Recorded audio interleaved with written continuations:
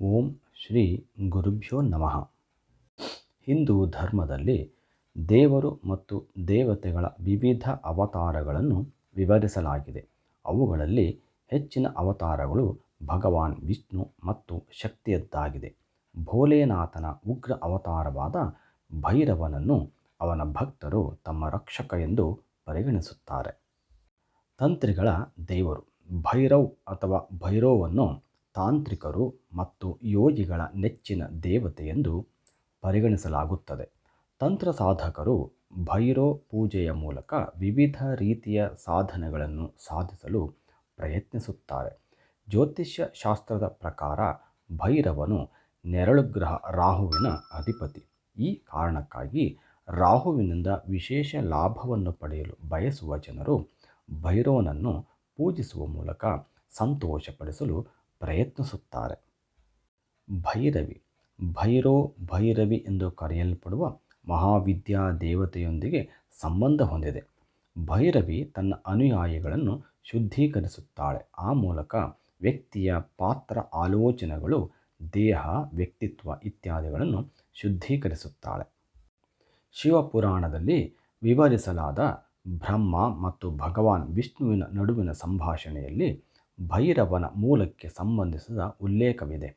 ಒಮ್ಮೆ ವಿಷ್ಣುವು ಬ್ರಹ್ಮನನ್ನು ಕೇಳಿದನು, ಈ ಬ್ರಹ್ಮಾಂಡದ ಅತ್ಯುತ್ತಮ ಸೃಷ್ಟಿಕರ್ತ ಯಾರು? ಈ ಪ್ರಶ್ನೆಗೆ ಉತ್ತರವಾಗಿ ಬ್ರಹ್ಮ ಸ್ವತಃ ತಾನೇ ಅತ್ಯುತ್ತಮ ಎಂದು ಬಣ್ಣಿಸಿದನು. ಬ್ರಹ್ಮನ ಉತ್ತರವನ್ನು ಕೇಳಿದ ನಂತರ ಭಗವಾನ್ ವಿಷ್ಣುವು ಅವನ ಮಾತಿನಲ್ಲಿರುವ ಅಹಂಕಾರ ಮತ್ತು ಅತಿಯಾದ ಆತ್ಮವಿಶ್ವಾಸದಿಂದ ಕೋಪಗೊಂಡ. ಭಗವಾನ್ ವಿಷ್ಣುವಿನ ಪ್ರಶ್ನೆಗೆ ಉತ್ತರವನ್ನು ಪಡೆಯಲು 4 ವೇದಗಳ ಮೊರೆ ಹೋದನು. ಮೊದಲಿಗೆ ಅವನು ಋಗ್ವೇದವನ್ನು ತಲುಪಿದನು. ಅವನ ಉತ್ತರವನ್ನು ಕೇಳಿದ. ಋಗ್ವೇದನು ಹೇಳಿದನು, ಶಿವನು ಸರ್ವೋತ್ತಮನು, ಅವನು ಸರ್ವಶಕ್ತನು ಮತ್ತು ಎಲ್ಲ ಜೀವಿಗಳು ಅವನಲ್ಲಿ ಅಡಕವಾಗಿವೆ. ಯಜುರ್ವೇದನಿಗೆ ಈ ಪ್ರಶ್ನೆಯನ್ನು ಕೇಳಿದಾಗ ಅವನು ಉತ್ತರಿಸಿದನು, ಯಾರನ್ನು ನಾವು ಯಾಗಗಳ ಮೂಲಕ ಪೂಜಿಸುವೆವೋ ಅವನು ಅತ್ಯುತ್ತಮನು ಮತ್ತು ಅವನು ಶಿವನಲ್ಲದೆ ಬೇರಾರೂ ಅಲ್ಲ.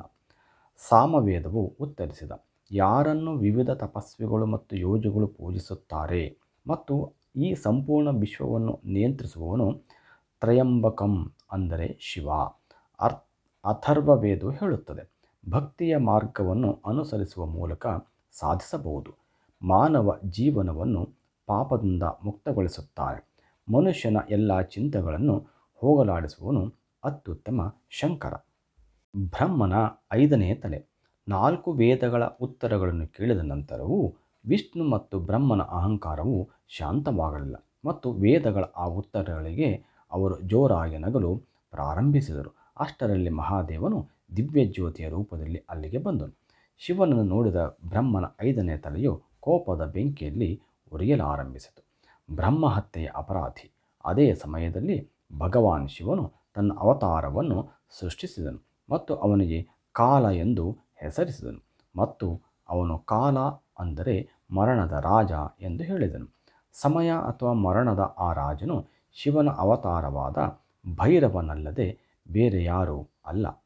ಭೈರವನು ಕೋಪದಿಂದ ಉರಿಯುತ್ತಿದ್ದ ಬ್ರಹ್ಮನ ತಲೆಯನ್ನು ಅವನ ಮುಂಡದಿಂದ ಬೇರ್ಪಡಿಸಿದನು.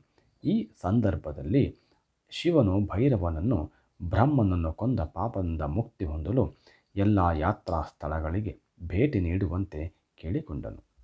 ಕಾಶಿಯಲ್ಲಿ ಪಾಪಗಳು ಮಾಯವಾಗುತ್ತವೆ. ಬ್ರಹ್ಮನ ಕತ್ತರಿಸಿದ ತಲೆಯನ್ನು ಕೈಯಲ್ಲಿ ಹಿಡಿದುಕೊಂಡು ಭೈರವನು ವಿವಿಧ ತೀರ್ಥಕ್ಷೇತ್ರಗಳಿಗೆ ಹೋದನು. ಪವಿತ್ರ ನದಿಗಳಲ್ಲಿ ಸ್ನಾನ ಮಾಡಿದನು. ಇದರಿಂದ ಬ್ರಹ್ಮನನ್ನು ಕೊಂದ ಪಾಪದಿಂದ ಮುಕ್ತನಾಗುತ್ತಾನೆ. ಆದರೆ ಬ್ರಹ್ಮನನ್ನು ಕೊಂದ ಪಾಪವು ತನ್ನನ್ನು ಎಲ್ಲೆಡೆ ಹಿಂಬಾಲಿಸುತ್ತಿರುವುದನ್ನು ಅವನು ನೋಡಿದನು. ಆದರೆ ಭೈರವನು ಕಾಶಿಯನ್ನು ತಲುಪಿದ ಕೂಡಲೇ ಅವನ ಪಾಪಗಳು ನಾಶವಾದವು. ಕಪಾಲ್ ಮೋಚನ್ ತೀರ್ಥ. ಬ್ರಹ್ಮನ ತಲೆಯು ಭೈರವನ ಕೈಯಿಂದ ಬಿದ್ದಿತು. ಕಾಶಿಯಿಂದ ಬ್ರಹ್ಮನ ಕತ್ತರಿಸಿದ ತಲೆ ಬಿದ್ದ ಸ್ಥಳವನ್ನು ಕಪಾಲಮೋಚನ ತೀರ್ಥ ಎಂದು ಕರೆಯಲಾಗುತ್ತದೆ. ಅಂದಿನಿಂದ ಇಲ್ಲಿಯವರೆಗೆ ಕಾಲಭೈರವನು ಕಾಶಿಯಲ್ಲಿ ಶಾಶ್ವತವಾಗಿ ನೆಲೆಸಿದ್ದಾನೆ. ಕಾಶಿಗೆ ಭೇಟಿ ನೀಡುವವರು ಅಥವಾ ಅಲ್ಲಿ ವಾಸಿಸುವವರು ಕಪಾಲಮೋಚನ ತೀರ್ಥವನ್ನು ಭೇಟಿ ಮಾಡಬೇಕು ಎಂದು ನಂಬಲಾಗಿದೆ. ಶಿವ ಮತ್ತು ಶಕ್ತಿ. ಭೈರವನ ಮೂಲಕ್ಕೆ ಸಂಬಂಧಿಸಿದ ಇನ್ನೊಂದು ಕಥೆಯು ಅಸ್ತಿತ್ವದಲ್ಲಿದೆ. ಇದು ಶಿವ ಮತ್ತು ಶಕ್ತಿಗೆ ಸಂಬಂಧಿಸಿದೆ. ರಾಜ ದಕ್ಷನ ಮಗಳು ಶಕ್ತಿಯು ಈಗಾಗಲೇ ಶಿವನನ್ನು ತನ್ನ ಹೃದಯದಲ್ಲಿ ತನ್ನ ಪತಿಯಾಗಿ ಸ್ವೀಕರಿಸಿದ್ದಳು. ಆದರೆ ಆಕೆಯ ತಂದೆ ತನ್ನ ಮಗಳನ್ನು ಶಿವನೊಂದಿಗೆ ಯಾವುದೇ ರೀತಿಯಲ್ಲಿ ಮದುವೆ ಮಾಡಲು ಸಿದ್ಧರಿರಲಿಲ್ಲ. ಯಾಗದ ಸಂಘಟನೆ. ಆದರೆ ಶಕ್ತಿಯು ತನ್ನ ತಂದೆಯ ಇಚ್ಛೆಗೆ ವಿರುದ್ಧವಾಗಿ ಶಿವನನ್ನು ಮದುವೆಯಾದಳು. ಇದರಿಂದಾಗಿ ರಾಜ ದಕ್ಷನು ತೀವ್ರ ಕೋಪಗೊಂಡನು. ಶಿವನನ್ನು ಅವಮಾನಿಸುವ ಉದ್ದೇಶದಿಂದ ರಾಜ ದಕ್ಷನು ಯಾಗವನ್ನು ಆಯೋಜಿಸಿದನು ಮತ್ತು ಅದಕ್ಕೆ ಶಿವ ಮತ್ತು ಶಕ್ತಿಯನ್ನು ಆಹ್ವಾನಿಸಲಿಲ್ಲ. ಶಕ್ತಿಯು ಆಹ್ವಾನವಿಲ್ಲದೆ ಯಾಗವನ್ನು ತಲುಪಿದಳು. ಅಲ್ಲಿ ರಾಜ ದಕ್ಷನು ಶಿವನನ್ನು ಅವಮಾನಿಸಿದನು. ಈ ಅವಮಾನದಿಂದ ಕೋಪಗೊಂಡ ಶಕ್ತಿಯು ಯಜ್ಞದ ಬೆಂಕಿಗೆ ಹಾರಿ ಆತ್ಮಹತ್ಯೆ ಮಾಡಿಕೊಂಡಳು. ಶಕ್ತಿಯ ಮೃತದೇಹವನ್ನು ನೋಡಿದ ಶಿವನು ಕೋಪಗೊಂಡನು ಮತ್ತು ಈ ಉದ್ವೇಗದಲ್ಲಿ ಅವನು ದಕ್ಷನ ತಲೆಯನ್ನು ಕತ್ತರಿಸಿದನು. ಶಕ್ತಿಪೀಠಗಳ ರಚನೆ. ಭಗವಾನ್ ಶಿವನು ಶಕ್ತಿಯ ಮೃತದೇಹವನ್ನು ತನ್ನ ಭುಜದ ಮೇಲೆ ಇಟ್ಟುಕೊಂಡು ಇಡೀ ವಿಶ್ವವನ್ನು ಸುತ್ತಲು ಪ್ರಾರಂಭಿಸಿದನು. ಹತಾಶೆ ಮತ್ತು ಕೋಪದ ನಡುವೆ ಅವನು ಅನಿಯಂತ್ರಿತನಾದನು. ಅಂತಹ ಪರಿಸ್ಥಿತಿಯಲ್ಲಿ ಭಗವಾನ್ ವಿಷ್ಣುವು ತನ್ನ ಸುದರ್ಶನ ಚಕ್ರದಿಂದ ಶಕ್ತಿಯ ಮೃತದೇಹವನ್ನು 51 ತುಂಡುಗಳಾಗಿ ವಿಂಗಡಿಸಿದನು. ಶಕ್ತಿಯ ಮುಂಡದ ತುಂಡುಗಳು ಬಿದ್ದಲ್ಲೆಲ್ಲ ಅವು 51 ಶಕ್ತಿಪೀಠಗಳಾದವು. ಇಂದಿಗೂ ಭೈರವನ ಅವತಾರದಲ್ಲಿ ಶಿವನು ಆ ಶಕ್ತಿಪೀಠಗಳನ್ನು ರಕ್ಷಿಸುತ್ತಾನೆ ಎಂದು ಹೇಳಲಾಗುತ್ತದೆ. ತಮ್ಮ ಶತ್ರುಗಳನ್ನು ಜಯಿಸಲು, ಭೌತಿಕ ಸೌಕರ್ಯಗಳನ್ನು ಪಡೆಯಲು ಮತ್ತು ಪ್ರತಿಯೊಂದು ಕ್ಷೇತ್ರದಲ್ಲೂ ಯಶಸ್ಸು ಸಾಧಿಸಲು ಬಯಸುವ ಭಕ್ತರು ಭೈರವನನ್ನು ಪೂಜಿಸುತ್ತಾರೆ. ಭೈರವನನ್ನು ಮೆಚ್ಚಿಸುವುದು ತುಂಬ ಸುಲಭ ಎಂದು ನಂಬಲಾಗಿದೆ. ಅವನು ತನ್ನ ಭಕ್ತರ ಪೂಜೆಯಿಂದ ಬೇಗನೆ ತೃಪ್ತನಾಗುತ್ತಾನೆ. ಭೈರವನ ಆರಾಧನೆ. ಭೈರವನಿಗೆ ತೆಂಗಿನಕಾಯಿ, ಕಪ್ಪು ಎಳ್ಳು, ಹೂಗಳು, ಸಿಂಧೂರ ಮತ್ತು ಸಾಸಿವೆ ಎಣ್ಣೆಯನ್ನು ಅರ್ಪಿಸುವುದು ಮಂಗಳಕರವೆಂದು ಪರಿಗಣಿಸಲಾಗಿದೆ.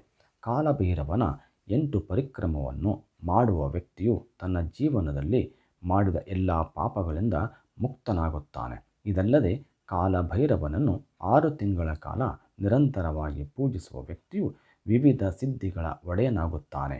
ಮಾರ್ಗಶೀರ್ಷ ಮಾಸದ ಅಷ್ಟಮಿಯಂದು ಕಾಲಭೈರವನ ಆರಾಧನೆಯು ಫಲಪ್ರದವೆಂದು ಪರಿಗಣಿಸಲಾಗಿದೆ. ಇದರ ಹೊರತಾಗಿ ಭಾನುವಾರ, ಮಂಗಳವಾರ, ಅಷ್ಟಮಿ ಮತ್ತು ಚತುರ್ದಶಿಯಂದು ಭೈರವನನ್ನು ಪೂಜಿಸಲು ನಿಬಂಧನೆ ಇದೆ. ಓಂ ನಮೋ ಕಾಲಭೈರವಾಯ ನಮಃ. ಸರ್ವೇ ಜನ ಸುಖಿನೋ ಭವಂತು.